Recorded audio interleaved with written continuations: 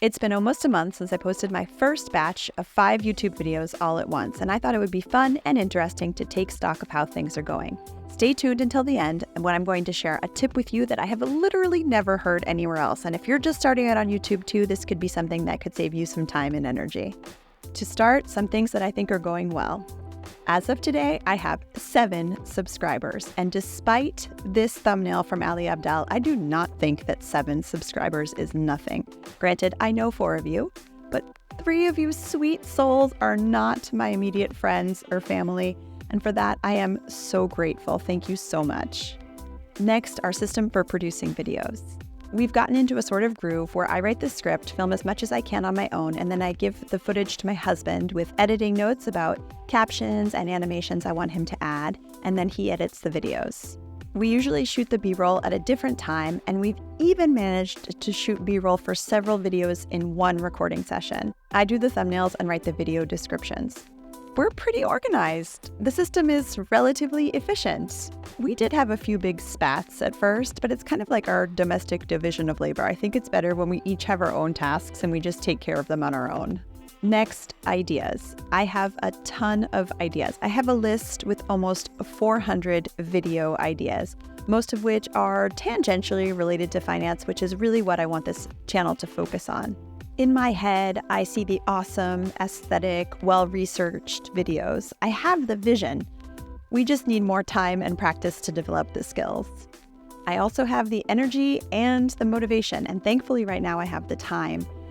This is the time of year where I have a bit more free time because I'm a teacher, and this summer we don't have any big travel plans. So we're going to stick close to home, run our Airbnb, and make lots of YouTube videos.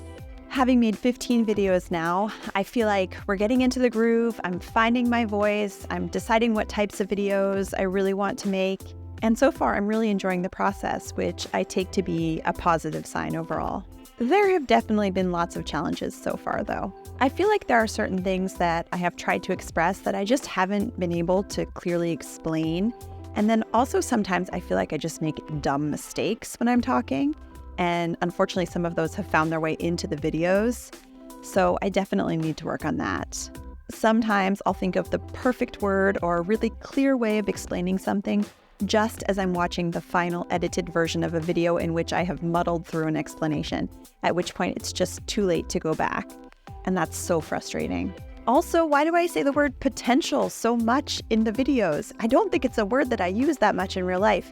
And it's so annoying to hear myself repeating the same words again and again. Next, delivery. In particular, the pace of my speech is something that I've been working on. In the very first video that I recorded, oh my goodness, my speech is so slow and the audio is really bad. The microphone was too far away from my mouth. And I think I was trying to be very serious in the video, so I didn't smile at all. And the effect is just so boring. I am so sorry if you watched that video. This is definitely something that I've been working on, and I hope that I'm getting better as I record more videos. Next, so I have all of these ideas, but it's really challenging to decide what video to do next each time. So I kind of started out with this idea that I would have a playlist about short-term rentals that people could use as sort of a go-to resource if they were interested in starting short-term rental. But those videos are not getting a lot of views, so I sort of alternate with videos about other topics. And then sometimes I worry that the video topic that I choose is a little too far off the mark, like it's not close enough to personal finance. In particular, the video that I made about French pharmacy products, it was just an idea that I had and it sounded cool, so I did it. And I liked the result, but then after the fact, I was like, I don't know, this is not really related to finance whatsoever. And so it's kind of tricky. I don't know what direction to go in sometimes.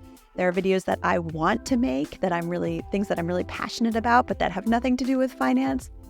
Areas of my life where I feel like I have something useful to share. So for example, I have ideas about raising bilingual kids or getting my driver's license in France. Things like that I think could be interesting for viewers, but they're not necessarily closely related to finance. Yes, they're related to my life in France, but I'm afraid to make them because I'm afraid that they'll be too off topic. So this is definitely something that I struggle with every time, just knowing which video to make next, like how to prioritize the videos that actually get made. Actually, it would be really useful for me to hear from you what type of videos you want me to make. And if you do have some ideas, please leave them in the comments below. If it is something that I feel like I have some real expertise about, I would be happy to make those videos. Next, transparency. On a personal finance channel, there are certain expectations that the YouTuber is going to be transparent about their net worth and about their personal finances. And I find that the YouTubers who are the most transparent about these things are the ones who I find to be the most relatable and whose content I find to be the most valuable. So I feel like it's going to be a process for me to get there, but I do think that in the end, I will want to and feel like I need to reveal my information about my personal finances. The next challenge is just production time. Videos take a long time from start to finish. So I can write the script and record the video on my own, but then I'm dependent on my husband to do the editing. And he's just been really busy lately with work and with many other things going on. And also he's learning how to edit videos as he goes. So he is becoming more efficient. So I think that his performance, in a sense, will improve with time. And maybe this is something that I should look into learning as well. And then maybe we could be even more efficient as a editing duo. But it has been a bit frustrating because it just is a really long process. Next, we're still sort of in the stage where it's embarrassing to tell people that we've started a YouTube channel.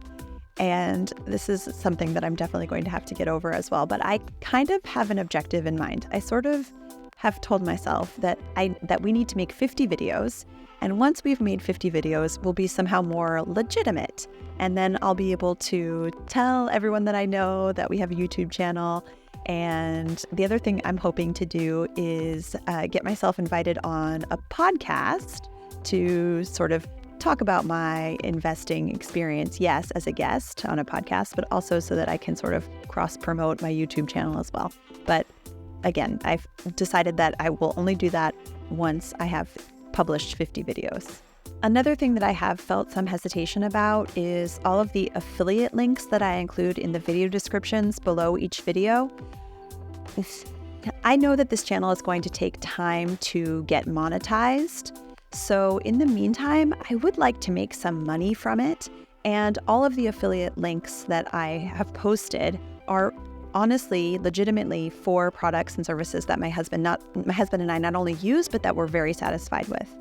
And it's mutually beneficial because if you click on one of these links, you also get a bonus in addition to me getting a little bonus as well. So it is win-win in a sense. And also the Airbnb referral code in particular.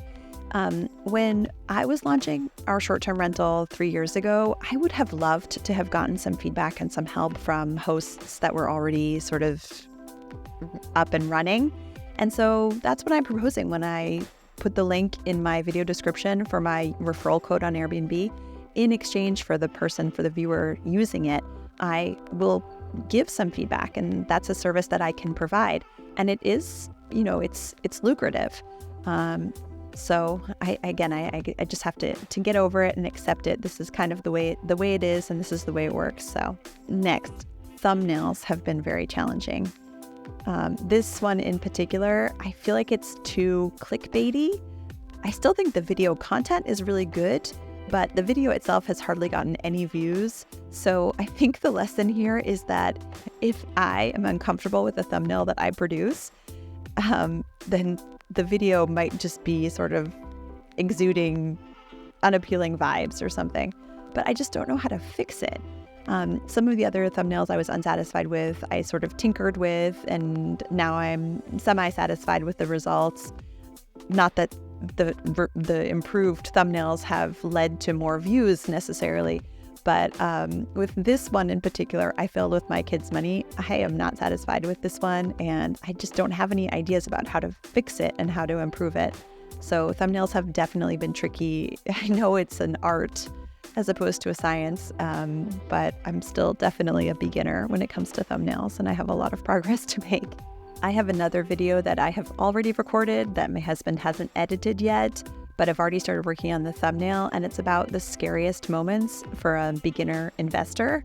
And the thumbnail, I think it's funny. Like, it's me making a really scared face and like a haunted house that says for sale. And the joke is that none of the moments that I thought were really scary actually now with experience looking back on them, I realized they were just kind of silly. And so the thumbnail itself is kind of blown out of proportion, but I don't want it to be interpreted as clickbait either. And so I just don't really know what to do. I think I need like a thumbnail advisor or something. Usually I call in my kids and ask them what they think. It's really hard.